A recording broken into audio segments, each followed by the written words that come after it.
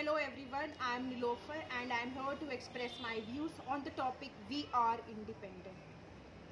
Gandhi said, quote, freedom is never dear at any price. It is the breath of life. What would a man not pay for a living? Unquote. Meaning it is the most essential thing in life and there is no cost for it that can be paid. This quote holds lot of pertinence in today's context. We are an independent country, but our conduct suggests that we are still not free. Our freedom fighters fought with their heart and soul to bring a democratic union with the perception to elevate India into a nation of grandeur and accomplishment. Compassing itself from autocracy dictated by foreign rule, their intention was to see India shining without the intrusion of fair-skinned masters. They dream of an India that would cover all its citizens equally. The question arises, what happened to the idea behind such struggle?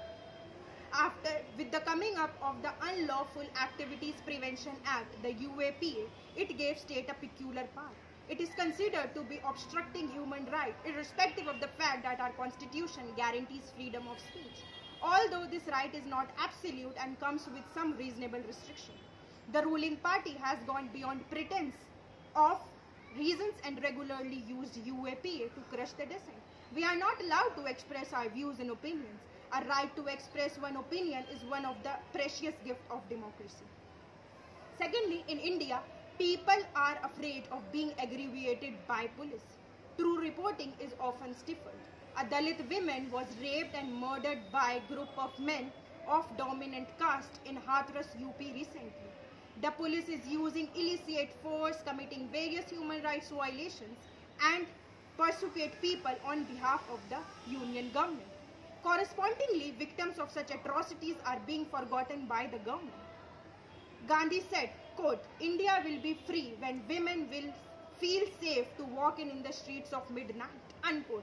As a woman, I don't have a privilege to roam or rove around the city at my free will. After so many years of independence, we are tied in the shackles of corruption, where knowledge has been so high-end and costly that people have to pay thousands and lakhs of rupees for their admissions. In a country like ours, where fellow voter has to vote in favor of one political party, are we truly independent? The Constitution gave us the right or guarantees the right to live with dignity, but in our country where people killed their own people to safeguard their honor. For me, I believe it is not a crime against any individual, it is a crime against society, where certain group of people are considered superior. Mere ghar ki izzat phrase is sufficient to explain this heinous crime.